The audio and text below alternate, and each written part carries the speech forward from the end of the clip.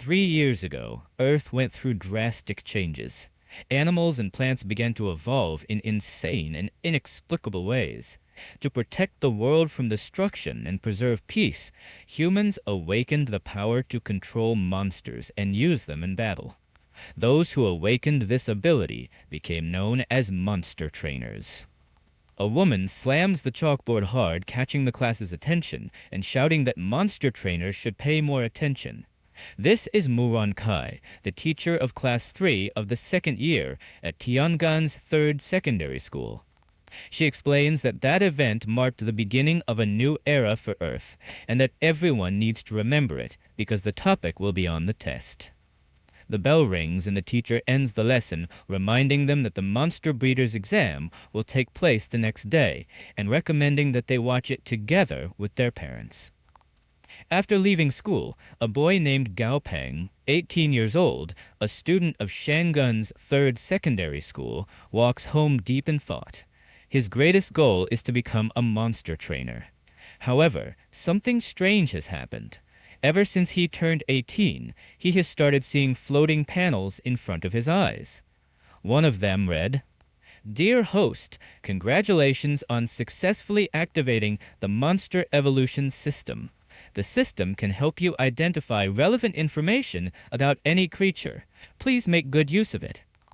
The system displayed precise details: species, level, grade, attribute, condition, weakness, and even the requirements for future evolution. Gao Peng reaches home wondering if he's going crazy from stress. While climbing the stairs, he hears a noise, and when he looks to the side, he sees a strange spider. The system immediately identifies it. It's a striped gray plate spider. Its level is 3, and its grade is normal. It has a wood attribute, and its condition is healthy but irritated. The spider's weakness is fire, and the requirement for its upgrade is excellent grade. He stares at the panel, surprised at how realistic it is, remembering that this is Grandma Chen's pet spider. Teacher Muran Kai had said that this type of spider was usually gentle. However, the creature suddenly detaches from the wall and leaps toward him. He yells that there's nothing gentle about this and dodges as fast as he can, running up the stairs while calling for his grandmother, certain the spider wants to devour him. The creature shoots webs but misses. Gao Peng realizes how fast it is and begins to panic. He wonders what he could do until he remembers the system message. The spider's weakness was fire. Quickly, he lights a lighter and throws it at the creature, causing a small explosion that sets it on fire. However, upon seeing the scene, he realizes that the weak flame won't be enough. The spider, now burning, becomes even more furious and starts leaping up the stairs with murderous intent. A red alert flashes before his eyes, and Gao Peng realizes that he's only made it angrier. Desperate, he runs as fast as he can, shouting that he only has one more floor to go before reaching home. If he can make it, Dao will save him. He keeps running with the spider close behind. The sound of its legs tapping on the steps drives his fear higher, pushing him to keep moving. Finally, when he reaches his front door, the spider leaps to grab him. Gao Peng shouts for Da, and the creature blocks the attack head-on. The impact throws the spider back, and moments later, Da begins to emerge, making the spider tremble in fear. The protagonist stands beside Da and asks the spider if it still intends to face him. The spider retreats and flees up the wall. Feng watches and comments that it sure is fast, but he'll let it go for now. All who form a contract with a monster can communicate through a mental link. Dasi, still complaining, says he was hungry and asks why his master took so long, leaving him almost fainting. The creature has 2 forms, combat and rest. Outside of combat, its body becomes much smaller to reduce energy consumption and help recover minor injuries. Peng soothes him, patting his familiar and saying he'll make something to eat soon. He asks Dazi to put the bag on the rack and head straight to the kitchen. The boy grabs a knife and spins it between his fingers, murmuring that it's time to show his true skills. Then he cuts meat and vegetables with incredible speed. In just a few minutes, a nutritious and fragrant dinner is ready. Da smells it and starts drooling, saying he can't wait any longer. Pang laughs and tells him to eat more slowly or he'll choke.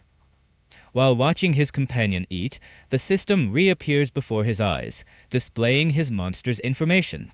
Species: yellow-clawed centipede with purple back. Level: 7. Grade: normal. Attribute: poison. Condition: healthy, happy. Weakness: lightning. Requirements for evolution: excellent grade. On reading the last part, Punk is surprised.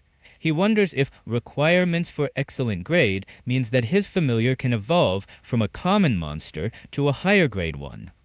The grades of monsters vary between normal, excellent, and perfect, and the higher the grade, the greater the creature's potential. He thinks about this excitedly. If Dazi can really evolve, then maybe one day they can reach the perfect grade together, something legendary, reserved only for leaders among monsters. Thrilled, Pang hugs his companion, saying that they were lucky this time, and promising that he will do everything he can to help him reach the new level. Dazi becomes dizzy from all the affection, his antennas wobbling. The protagonist looks back at the panel and taps on the Evolution Requirements option. The screen changes and displays Evolution Requirements for Excellent Grade. Shadow grass, a special type of plant that grows in areas filled with intense yin energy. It is extremely beneficial for monsters with this attribute. Required amount, 10 stalks. Shining wood, a rare material formed when lightning strikes a tree possessing affinity with wood and thunder attributes. Required amount, 500 grams. Thunder core crystal, a rare item extracted from the body of a thunder attribute monster. It contains a large amount of electrical energy. Required amount, 1 crystal. The protagonist comments that shadowgrass is easy to find and that he can buy shining wood, but acknowledges that the thunder core crystal will be the hardest material to obtain. He analyzes the situation, remembering that a core crystal from one of the 5 common elements already costs around 8 alliance credits, and one from a rare element, like thunder, should be worth at least 10 credits. Closing the system screen, he sighs and says, "It is far too expensive." Since the founding of the Alliance government in the New World, a unified currency was created: Alliance dollars and Alliance credits. Credits are considered a high-class currency based on the Alliance dollar, and 1 credit is equal to 1 Alliance dollar. When his parents died in that accident, the government granted him 20 credits as a pension, and now he has only 11 left. With that amount, he could still buy the materials needed for Da to reach excellent grade, but it would leave the 2 of them with no money to live on. After eating, Da walks over to his master and says he's still hungry and wants more food. Peng stares in disbelief and asks if he's really a centipede. Irritated, Dazi stands up and insists that he wants more. Peng laughs and promises to prepare another dish. A short while later, he hands the food to his familiar, warning him not to complain if he ends up feeling sick. As he watches Dazi devour the meal, Peng thinks that money truly is the biggest problem in the world. He has the recipe to evolve his familiar, but he has no resources to buy the materials, something that frustrates him deeply. Suddenly, an idea comes to him. If the system is truly real, then maybe I can become the real monster trainer. Upgrading a monster's grade has always been a mystery that breeders seek to unravel. And if I can freely access this information, I could become the greatest breeder of all time. A smile forms on his face, and he starts laughing, saying that once that day comes, I'll have all the money I want. At that moment, he remembers the teacher's warning about the monster breeder's exam happening the next day. He quickly grabs his phone and searches for the application website, hoping the deadline hadn't passed. When he finds the page, he sees that only 3 minutes remain. Without hesitation, he confirms his registration. The system processes the request, and after a few seconds, displays a success message. He must appear the next day at 9 a.m. at the Monster Breeder Division in the city of Tiangan. Happy, Peng raises his phone and shouts, "I will do my best." The next morning, he goes to the house next door and knocks on the door. A beautiful woman, still sleepy and wearing pajamas, answers. She is Tang Tang, Peng's charming neighbor. Embarrassed, he greets her and explains the reason for his visit, saying that he will take the exam and asking if she could take care of Da for a few days. Tang Tang, delighted by the small familiar, gladly agrees and assures him she will take good care of him.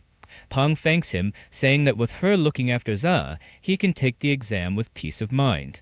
Before running off, he promises that when he returns, he will treat her to dinner. Tang Tang keeps smiling and wishes him good luck, saying she'll be waiting for the dinner. However, as soon as he leaves, her smile fades. She looks down at Da and says that he's weak and ugly, wondering how Peng ended up with such an unfortunate familiar. Dazi becomes irritated at her look of disdain and prepares to attack, but Tang Tang crouches quickly, strokes his head, and pats him gently, saying in a teasing tone that Grandpa will be very angry when he hears about this. Inside her apartment, her phone rings. It is a call from her grandfather, the president. As soon as she answers, Tang Tang explains that she had called earlier just to inform him about something. Peng formed a contract with a yellow-clawed centipede with a purple back of normal grade. The old man becomes furious and starts shouting, asking if that is true. Outraged, she says that a normal grade monster has extremely limited potential and will never have a future, demanding to know why she didn't stop the boy. Walking across the room, Tang Tang responds calmly, saying that she couldn't stop him because her grandfather's grandson is just as determined as he is.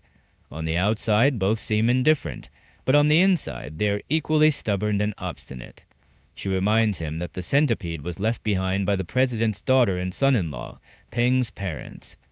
With a sharp tone, she questions whether her grandfather still hasn't finished what he needed to do, adding that perhaps it would be better to eliminate the disobedient ones and replace them with obedient ones, since talent is the most abundant thing in the world. Then she looks out the window and sees Peng walking down the street. She sighs and apologizes for saying too much, assuring her grandfather that he doesn't need to worry, because as long as she's around, the boy will never be in danger. She hangs up the call. In the president's office, a woman rushes in, asking if he called. With a cold expression, Zhan Yu orders her to notify the experimental department that they have a deadline of 5 months. If they don't produce results by then, they will no longer be needed. Regarding the Tianhai branch, he orders that Lear has 7 months to fix the problem. Otherwise, he will go there himself. The secretary trembles, bows, and says she will carry out everything immediately.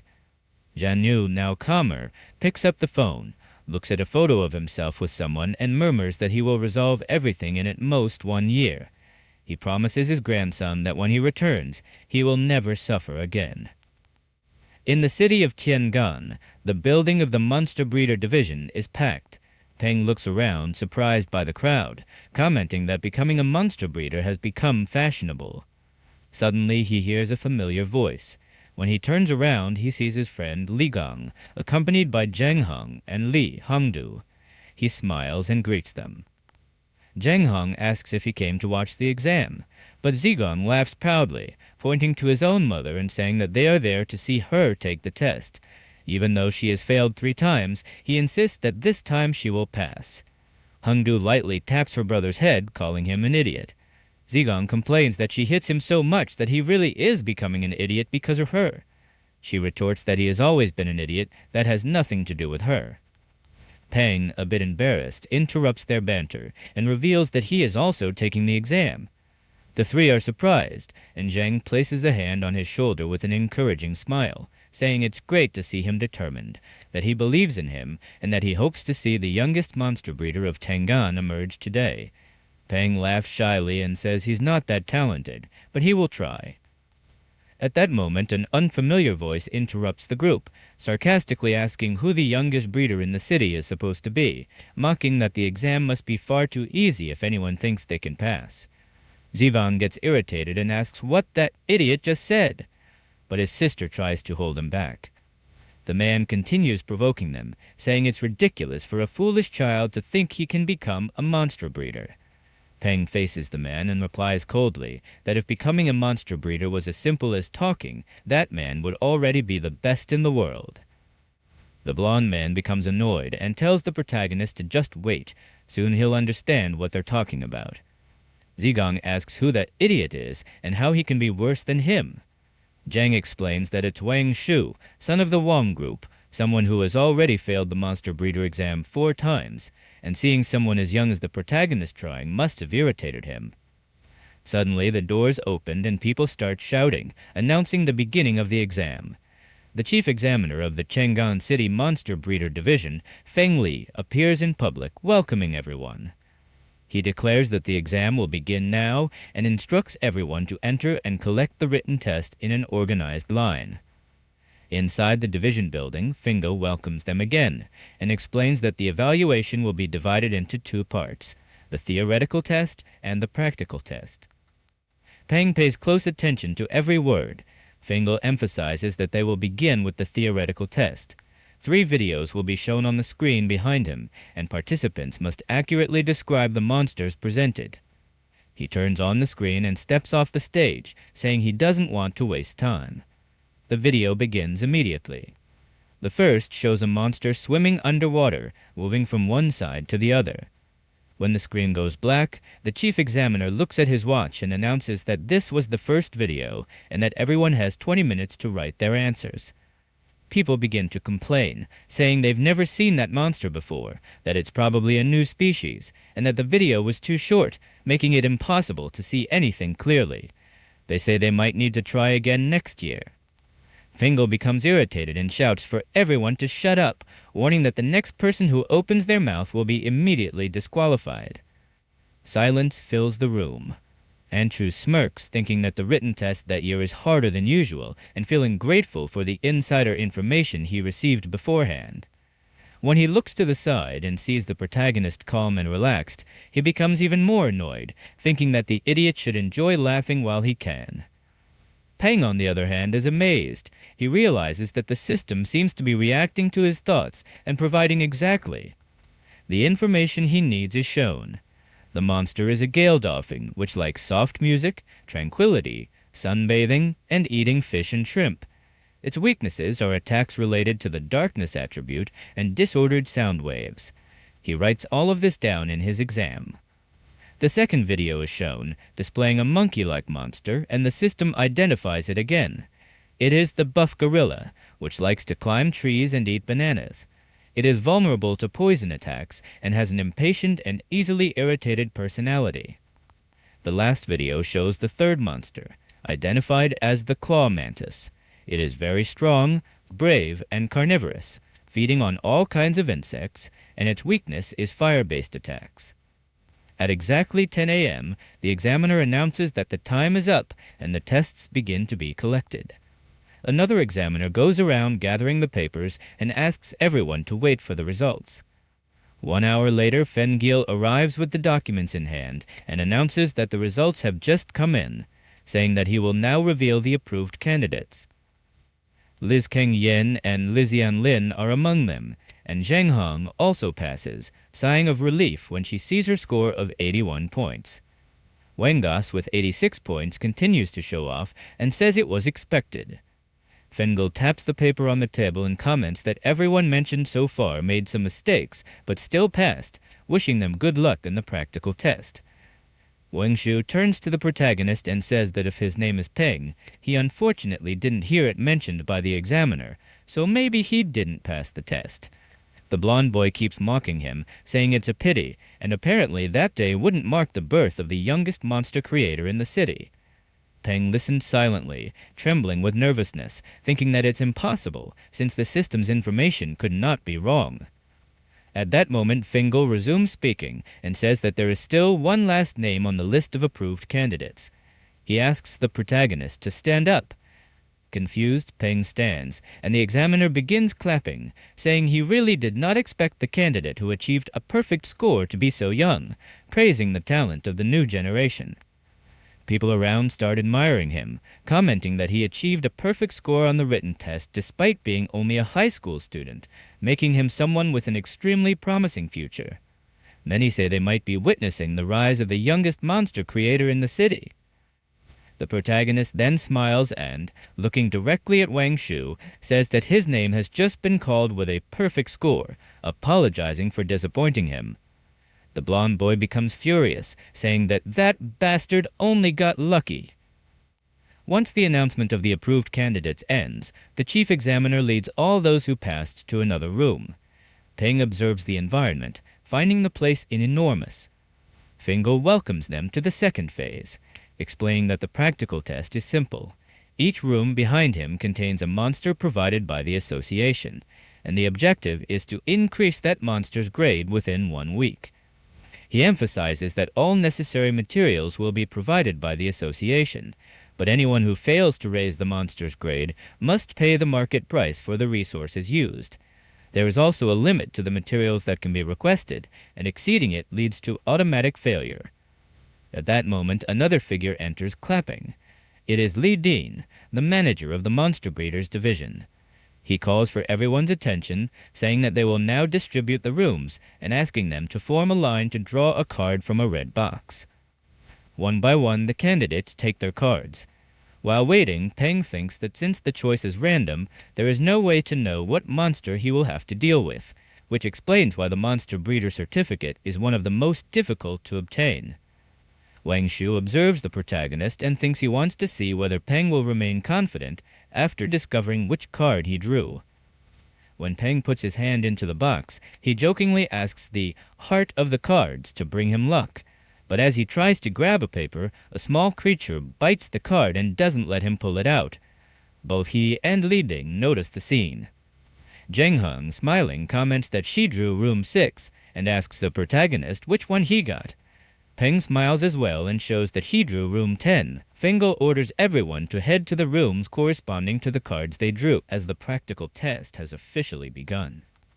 The protagonist goes to room 10, and upon arriving is greeted by a man who introduces himself as Zhou Yuan. Peng shakes his hand with a smile, saying he will be counting on his help. As Zhou slides the card and opens the door to the 10th room, a terrifying roar echoes from inside. The sound is so intense that it makes the floor vibrate slightly. When the protagonist enters, the system immediately identifies the monster. Red River Monkey Species, Level 10, Normal Grade, Earth Attribute, Condition Sick, Risk of Death, Weakness Yin. Then a notification appears with the requirements to evolve it to Excellent Grade. Peng becomes anxious and asks what happened. Zhu Yuan explains with a heavy expression that the monkey went through countless experiments, which caused many negative and conflicting energies to accumulate in its body. In truth, that monkey should have been sacrificed, but due to the lack of other available monsters, it ended up being selected for the test. Before that, Zhou had questioned the manager, saying there were so many other healthy monsters, why choose that one? Over the phone, the manager told him not to worry, claiming he had his own reasons.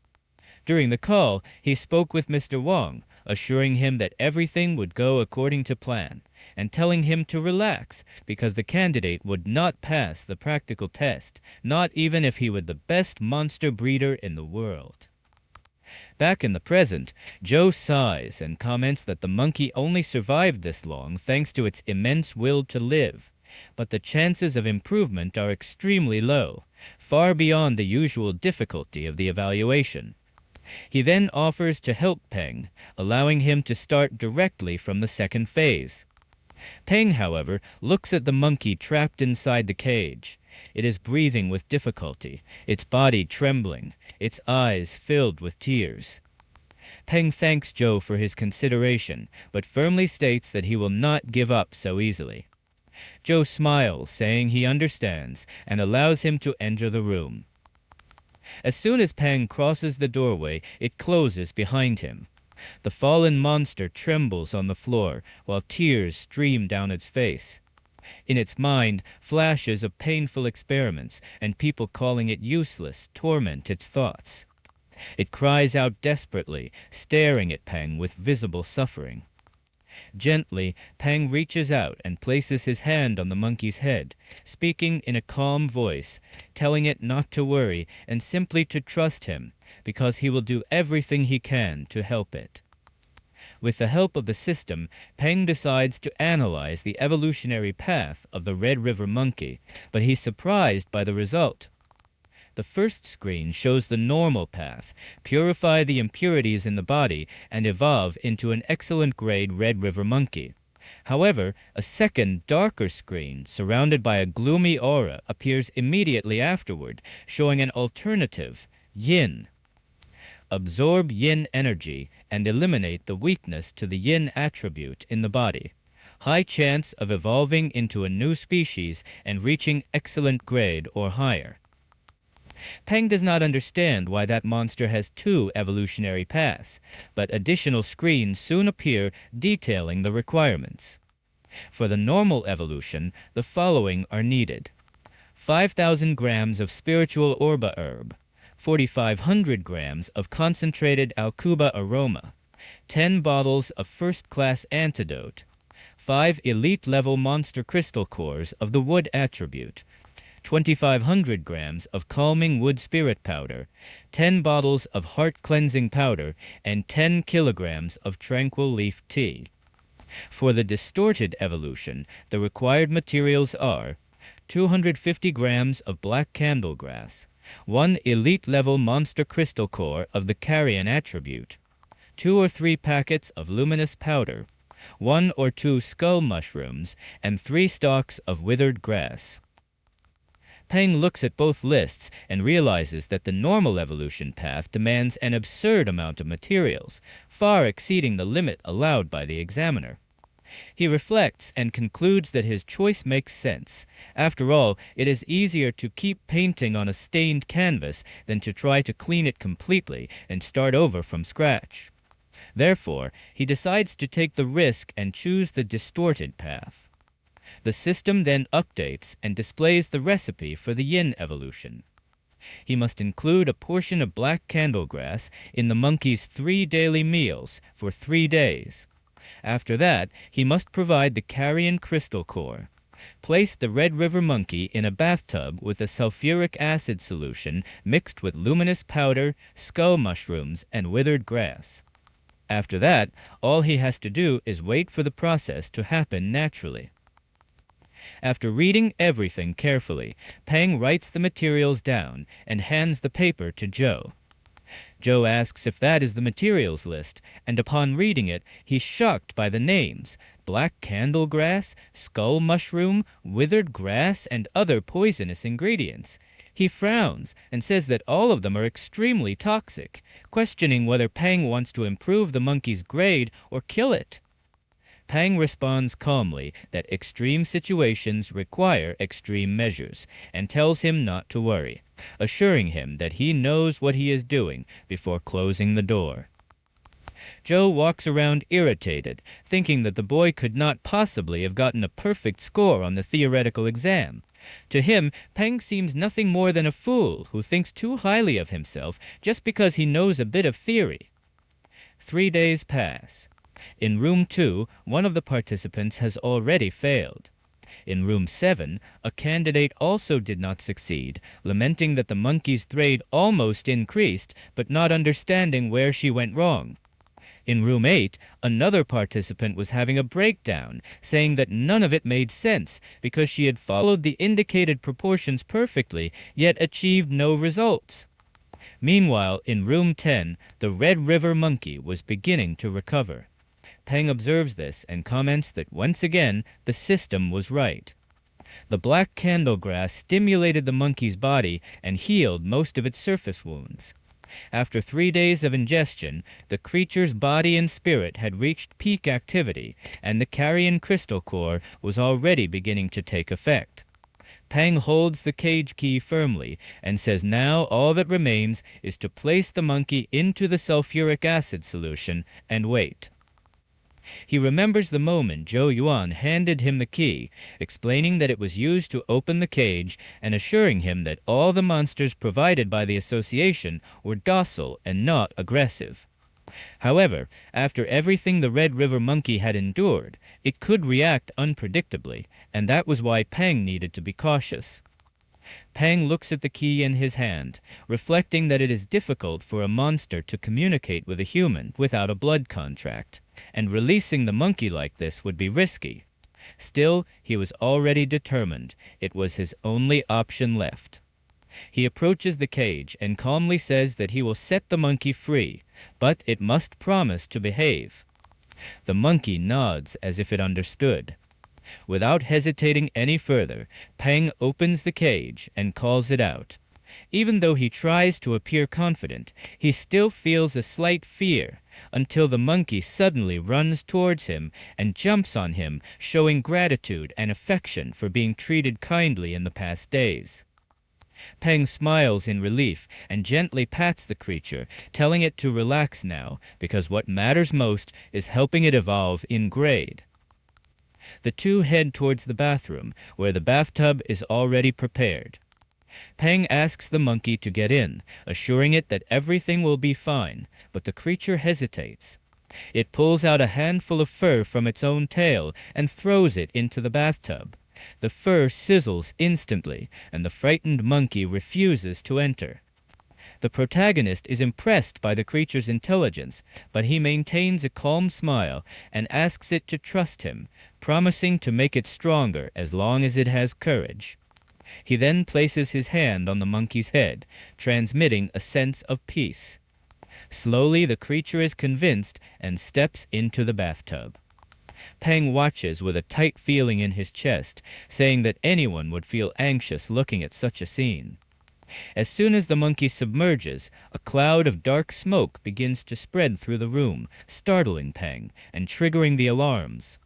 In the security cabin, a voice echoes through the radio, reporting that a fire alarm has gone off in room 10 and that they need to contain the fire immediately before it spreads. Teams rush with extinguishers, and other participants begin to panic, assuming that whoever was in room 10 must have accidentally started a fire.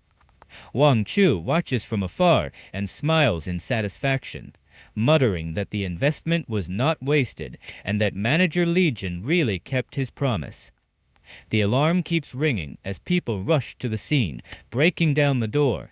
But upon entering, they are surprised to see that there is no fire at all, only thick smoke hanging in the air.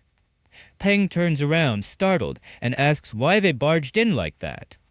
Joe explains that the fire alarm had been triggered, and as a precaution, everyone rushed to check. The protagonist apologizes, saying he was so focused on the process that he didn't even notice the system alarm. Joe grabs the radio and reports that room 10 has been checked and everything is under control, asking everyone to ignore the alarm. Soon after, Feng Yul arrives, questioning what was happening and whether this was really the result of an evolution process. The details are explained to him as the tension gradually fades. Meanwhile, people observe the scene, whispering that everything was a big mess. After all, the boy was far too young and inexperienced. Heng Yu, who had also been watching, smiles and says that it looks like nothing was left of the monster, which means the boy must have failed. But he adds that he will pay attention to every detail because he wants to witness that damned confident smile disappear again. Suddenly, the bathtub, previously appearing empty, begins to bubble and a skeletal hand emerges from within, surrounded by a sinister aura.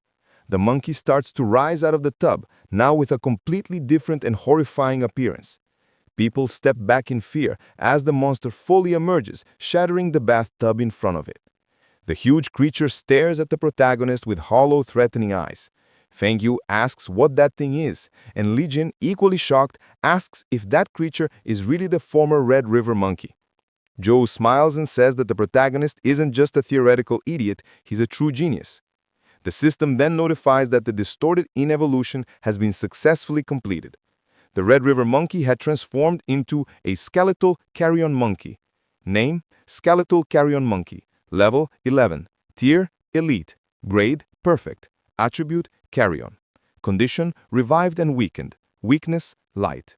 Peng is incredibly happy with the result, unable to believe that it actually worked. However, he also thinks the system is too outrageous, because this is still just a monster breeder evaluation.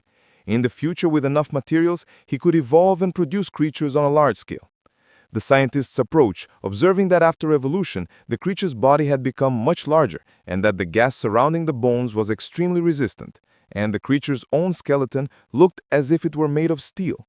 Lighting, surprised, commented that this could only be a new, uncatalogued species, and more than that, an extremely rare carrion attribute species, which made the monster a true treasure. Peng Shil smiled, reflecting that carrion-type creatures were indeed uncommon even among the forces of the Allied government, but that the real treasure was not the creature, it was the young man who created it. Peng looked back and noticed that the chief exterminator was present. Smiling, he celebrated and asked the examiner to check the result, saying that he had successfully evolved the Red River monkey. Feng Yil smiled and replied that he had done very well, worthy of first place in the theoretical test. The monkey, now transformed, grabbed the protagonist's clothes and tried to communicate. Peng touched him and said that he understood, reminding the creature that he had already helped him evolve, and asked if that was still not enough for him. The monkey's eyes clearly showed that it wasn't. Li Jin, consumed by greed, began smiling as he thought about how evolved monsters were usually handed out as rewards to the association staff. Before, he never cared about creatures like this, but now it was different. This new species had to be his. Feng Yil observed the situation and commented that from the looks of it, the monster had formed a bond with the protagonist, and if that was the case, he could keep it. Everyone was shocked, even the protagonist himself. Feng Yu confirmed firmly that Peng would keep the monster. Li Jin, outraged, asked if the chief was truly sure about that decision, and he answered yes, explaining that this was a new species and that all information about it was unknown. He added that the great advancement was an absolute success, which made the monster extremely valuable. He then asked what the protagonist intended to do with it. Peng thought for a moment, remembering the examiner's words about great advancement, but he realized something even more impressive. Before, the monkey had been at the normal grade and could only enter the elite tier upon reaching level 20. Yet, it had reached the elite tier at level 11, completely skipping the excellent grade and jumping straight to perfect. On top of that, the system indicated that it could even evolve into epic grade, not to mention that it had become a rare carrion-type monster. Gil approached, surprised, commenting that no one would ever imagine that the creature had once been a Red River monkey. He pointed out that the monster clearly wanted to follow the protagonist, so he should take it with him. Li Jin interrupted everyone, asking for calm, and turned to President Feng Shil, stating that this could not happen. According to the association's rules, monsters that successfully advance in grade during evaluation must be handed over to the association. He argued that the Red River monkey had undergone countless experiments and that it had only evolved because of that. Monk Shu took the chance to interfere, agreeing with Li Jin and saying that the monster should have been sacrificed a long time ago. He mocked the protagonist for being so young, claiming that it would be impossible for someone like him to improve a monster that was on the verge of death. Li Jin insisted that allowing him to keep the creature was absurd and that a novice like him did not deserve it. Wang Shu reinforced the accusation, saying that Peng indeed had no merit in any of this. At that moment, the president questioned how exactly the boy could have cheated. Li Jin, noticing Feng Yu's irritation, tried to ease the tension by saying that perhaps the boy hadn't cheated, but that the difficulty level of that test was far beyond what a junior monster breeder should be capable of handling. According to him, Peng had merely gotten lucky when healing and evolving the monster, which made the assessment of his true level unreliable. Feng Yul asked ironically if Li Jin wanted to claim that Peng had picked up an almost dead monster, made it evolve by accident, discovered a new species, and yet the test results should be considered invalid. Li Jin replied that it wasn't exactly that. He admitted that the test was valid since the boy really had made the monster advance in grade, even if by luck.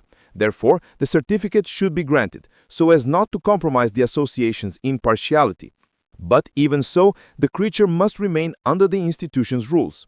Feng Yil began laughing, saying that all of this was the result of a lack of discipline and that it was shameful to see such narrow-mindedness. He commented that there were very few talented monster breeders in that city, which is why he had never been able to open the minds of those frogs at the bottom of a well. Turning to Peng, he asked if he would mind showing those two just how vast the world could be. Peng took a deep breath and replied that he only wanted to obtain his monster breeder certificate and didn't understand how he had gotten involved in so much trouble. Then he looked directly at Heng Shu and called him old man, asking if he really believed that all of this was cheating just because he was young, concluding that this kind of thinking was the kind of thing only a true idiot would say.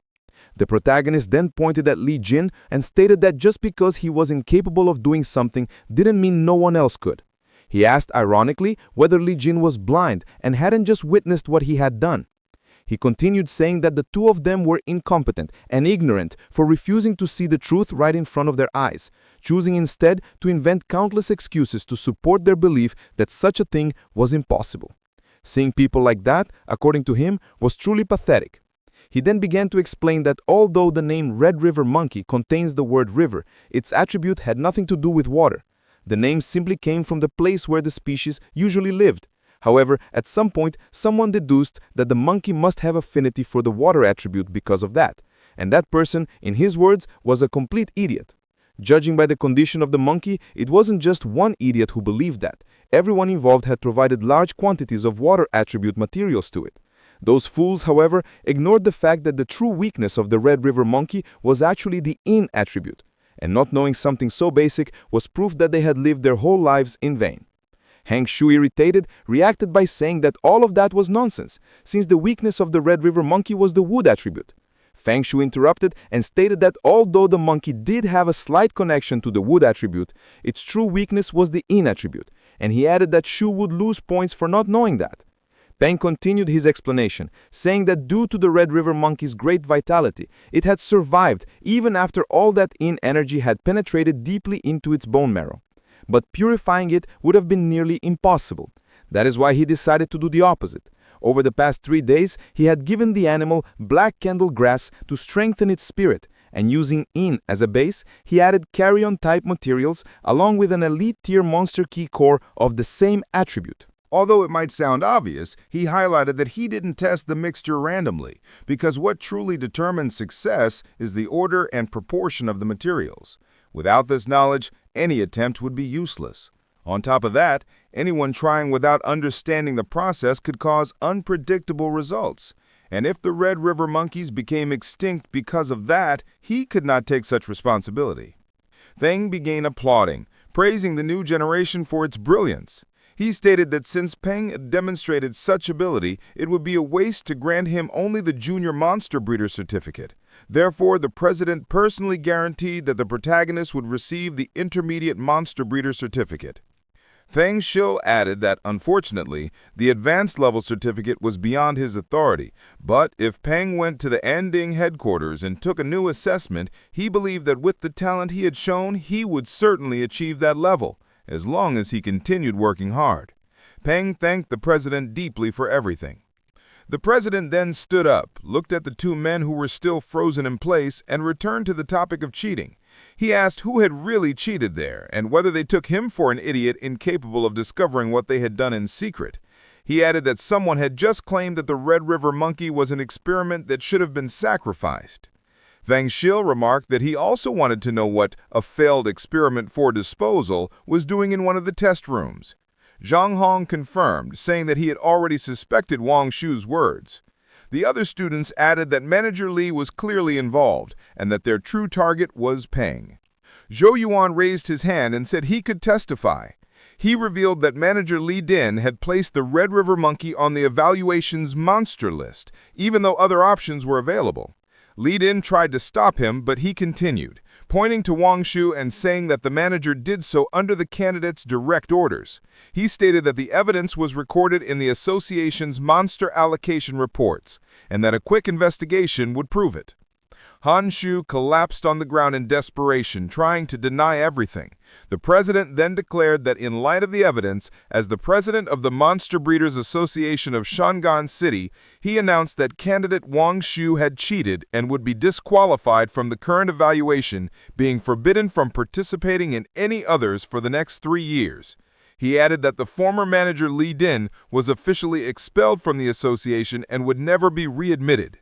The people around them celebrated, saying that it was more than fair. Theng Yu turned to Pang, saying that everything that had happened was shameful, apologizing and inviting him to have a cup of tea in his office, because besides apologizing, he wished to make a special request. Sometime later, Pang was already holding his intermediate certificate and had given Feng Yu the skeletal carrion monkey. He named him Dummy, which meant idiot, because the skeletal carrion monkey often stared blankly into nothing when left alone. While looking at his certificate, Peng commented that he'd heard it was worth extra 30 points on the college entrance exam. He stepped onto the bus smiling, thinking that the evaluation had been incredible. Not only had he obtained a perfect grade monster, but also an intermediate certificate and an identity card for dummy. He remembered that normally the association was slow with this kind of process, but everything changed once he became friends with the president. However, a few minutes earlier, inside the association's office, Thing had told Peng that he wished to invite him to represent the city in the World Monster Breeders competition. The protagonist asked if the president was serious, and Thing confirmed it firmly. He explained that, as he had said before, the top of the city's monster breeding community was mediocre, which is why they hadn't achieved good results in major competitions. But if Peng accepted to represent the city, things would certainly be different. Thing emphasized that the world had changed only 3 years ago, so whether someone was old or young, everyone was essentially on the same starting line. Therefore, the World Monster Breeders competition had no age limit. The president became excited, slapping the table and exclaiming that in terms of potential, young talents like Peng are extraordinary. The protagonist tried to hide his interest, but his expression gave him away, and the president teased him, saying that it would be a shame to refuse, since competitors with the best results received cash prizes, and the top 10 earned at least 10,000 alliance credits. Thang Yu then looked away, a bit embarrassed, saying that he had been selfish for wanting Peng to take on such a burden, and that he would take responsibility for it. But Peng interrupted him, asking him not to say another word. With a determined expression, he declared that with great power comes great responsibility, and for that reason, he would accept and participate to protect the honor of the city. Back in the present, inside the bus, Peng grew thoughtful, wondering if he really should participate in such a competition, since everything seemed very complicated. People around him began whispering, impressed by his familiar, remarking that it was an extremely rare carrion-type creature. As always, someone willing to cause trouble appeared. An idiot approached out of curiosity, loudly asking what would happen if he pulled out one of the monster's bones. Without thinking, the man reached out his hand, determined to try it. In an instant, red thread shot out of dummy and wrapped around the man's arm. Within seconds, the carrion monster restrained him completely without even turning around, while Peng was still lost in thought, thinking about the reward of 10,000 alliance credits for ranking among the world's top 10. After all, someone poor like him couldn't ignore such an opportunity. Dummy stood up and glared at the man who had tried to touch him, raising a hand toward the man's eye, ready to strike. Peng quickly ordered the carrion monster to release him immediately, and Dummy returned to his master's side. The protagonist sighed and commented that because of Dummy, his only choice was to accept the competition. After all, Da ate too much, and with Dummy's huge size, the expenses would only increase, making it difficult to support both of them. Smiling, Peng jokingly told his new familiar not to worry. It was his own fault for being such an incredible genius, young, talented, and so brilliant that even the heavens were jealous. The people continued whispering in amazement, saying that the boy hadn't even signed a formal contract with the monster, and yet it obeyed him completely. Many wondered who this prodigy was, someone they had never heard of in the city before. After getting off the bus, Peng commented that it would be good to talk to Tan and tell her everything that had happened. Suddenly, something came running toward him. Dummy sensed the danger and pushed Peng aside, blocking the attack. The carrion monster looked back worried, checking if his master was unharmed. Peng got up, feeling pain in his back, and asked, "Why did Dummy push me so suddenly?" Dummy remained in a defensive stance, protecting him, until Peng understood and smiled, saying that he was simply worried. He walked toward Dummy and told him there was no need to worry. Everything was fine. From that moment on, they would all be a family. As he approached Da, Peng was surprised by how much the monster had gained weight. At that moment, Tong appeared, waving and saying that she and Dazi had come to pick him up. Peng asked what had happened, and she smiled, explaining that Da was now much healthier and stronger because she had fed him very well. The system performed an automatic analysis and indicated that Da was extremely overloaded, which made Peng freeze for a moment and question whether the creature was truly healthier and stronger. Tong excitedly insisted that he was, saying that he had been very thin, so she gave him something very nutritious to eat. Dummy glanced at Da's enormous belly and then puffed out his own chest, showing off his athletic and strong body. Tang Tong told him not to mind such details and changed the subject, saying that what mattered was knowing how Peng had done. The protagonist said that he had done very well because the monster they had given him had gone through many experiments and he had managed to improve its grade, receiving an intermediate monster breeder certificate. After that, the president of the association gave him a new monster as a gift, thanking him for having saved and perfected the other one during the test. Peng shows Dummy and says he accepted it out of respect for the president. Tong Tong is surprised and asks if he really managed to obtain an intermediate certificate. He confirms it by showing the document and she smiles, impressed, saying that he's grown very quickly and truly surprised her. Peng notices that her gaze changes slightly, softer, and more curious. Tong Tong commented that she wanted to talk about this later, but she decides to take the opportunity to ask her a question. She asks if he knows why monster trainers have such a high status. She says that she will be direct. No matter how powerful their familiars are, in the end they are still external forces, and a simple shooter or even just a bullet can kill them easily since humans are fragile. Peng is surprised and asks if their high status comes from trainers having other ways to protect themselves. Tong Tong smiles and answers that it is exactly that, then asks if he would like to learn. The secret technique, Constellation Shift, was actually a powerful damage transfer ability, allowing the user to completely redirect any injury they received to their own familiar. However, the range was limited and it could only be activated with the familiar's conscious permission. Despite this limitation, the technique's potential was immense because the monster's vitality and endurance far surpassed humans and continued to grow as the monster evolved. This meant that over time, the technique would become increasingly useful and efficient. After fully understanding how it worked, the breeder and his familiar began to feel a subtle connection, as if they were linked by an invisible thread. After meditating for some time, the protagonist stretched and commented with satisfaction that he had apparently managed to learn the technique. He thought to himself that for Tong Tong to give him something so valuable, her support certainly wasn't simple. Looking at Da, he joked that the creature was too fat, looking like an obese purple pig. Da became offended, but Peng asked Dummy to bring a mirror and showed him the truth. Seeing his reflection, Dasi was shocked, almost falling into depression. The protagonist then scolded him, telling him to stop playing dead and get up immediately to start exercising, because if he lost all that fat, he could increase his grade. Even so, Peng thought that if his familiar continued being that fat, it would really become a problem. After all, who wanted to have a fat flying centipede? The next day in the city center, Tong Tong and Peng met again. He apologized for making her wait so long, but she responded with a smile, saying that it didn't matter, since he had become an intermediate monster breeder and still agreed to help her in her small studio, so waiting a little wasn't a problem at all. He felt a bit embarrassed, and she teased him, saying she would stop with the jokes and asking him to come inside because she needed to better explain the studio. She told him that some time ago she had partnered with others to open a small monster breeder studio and invested a lot of money into it, but her partners had run away, taking both the money and all the breeders who worked there. Pang commented that the studio was located in an excellent area in the heart of the city, and the rent must be extremely high. Tang Tang gave an awkward laugh, trying to hide it, saying the business had been going very well before the betrayal, which was why they had rented that place. But after the breeders were taken, everything collapsed. The protagonist began to think something was strange and wondered if it was just his imagination or if she was acting differently that day. Tang called him and asked him to follow her, saying they would go upstairs because the studio was on the 3rd floor.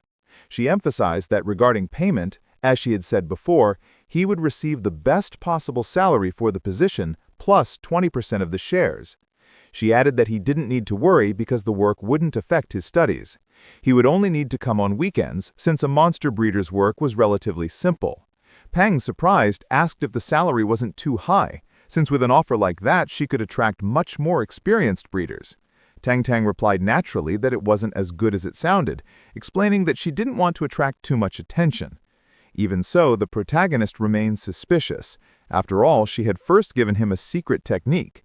Then she brought him to a shop in the middle of the city, and now she was offering him an overly generous deal.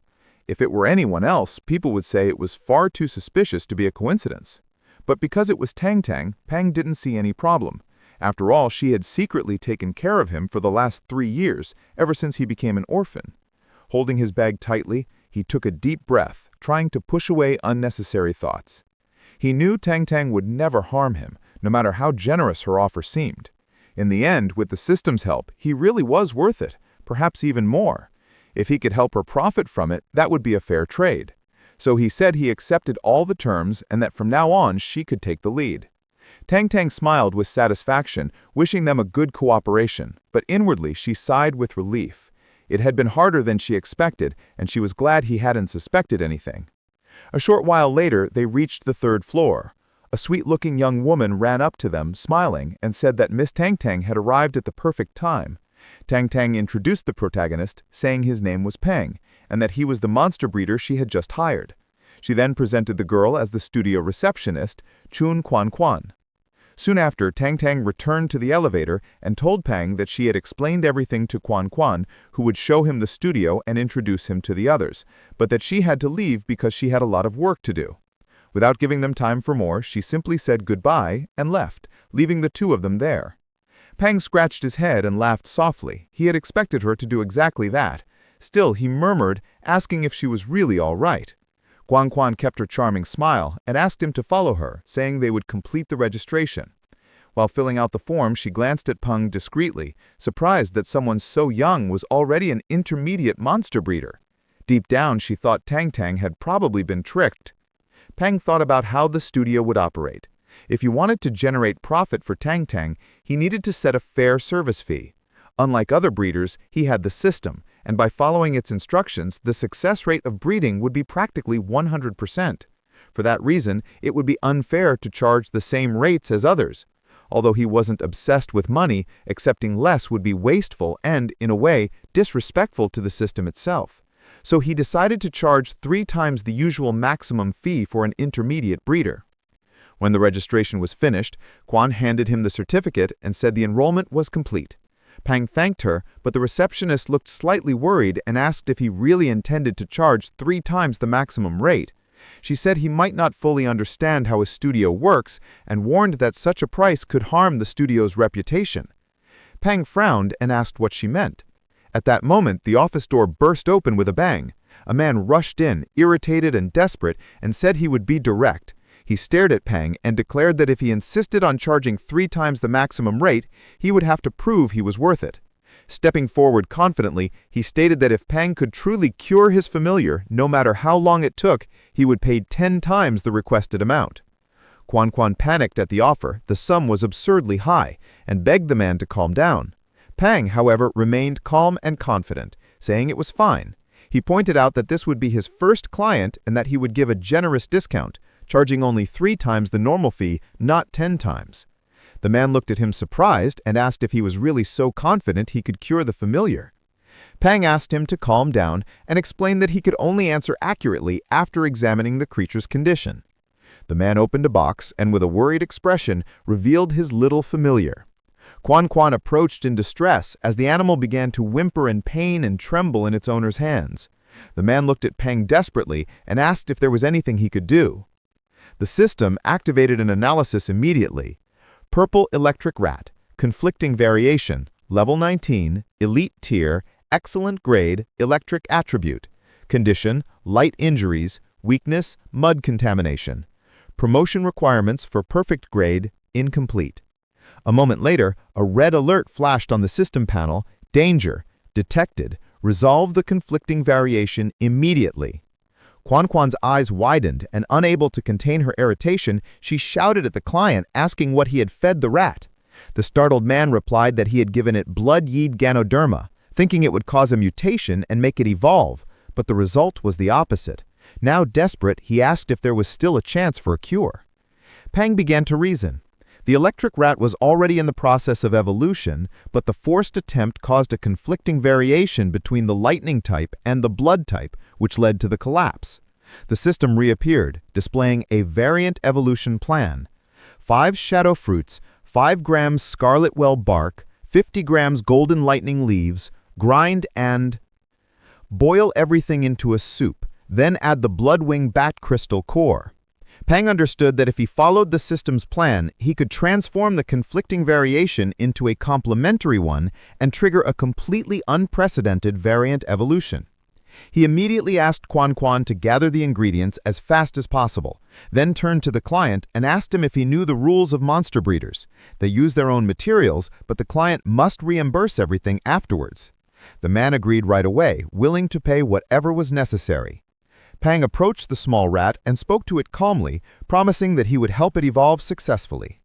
Once everything was ready, they headed to the treatment room. As the procedure began, both the client and Quan Quan were horrified at what they saw. The pale-faced man asked if this was really how Pang intended to cure the electric rat. The scene was absurd. The small rat was lying on a cutting board, and Pang, holding a huge cleaver, looked as if he was about to slice it into pieces. Seeing this, both of them shouted, saying it was madness. But without hesitation, Pang grabbed the rat and threw it into the boiling pot. The client tried to stop him, and Quan Quan nearly fainted, crying that this would cause a huge loss. Even so, Pang calmly stirred the soup, then after a few seconds lifted a ladleful of broth. With the most serious expression in the world, he asked the client if he would like to taste a sip of rat soup, saying that according to rumors, it nourished yin and restored yang. The client began to panic, but Pang simply smiled and told him to relax, explaining it was just a joke to ease the tension. Then he lifted the pot lid and asked the man to take a look.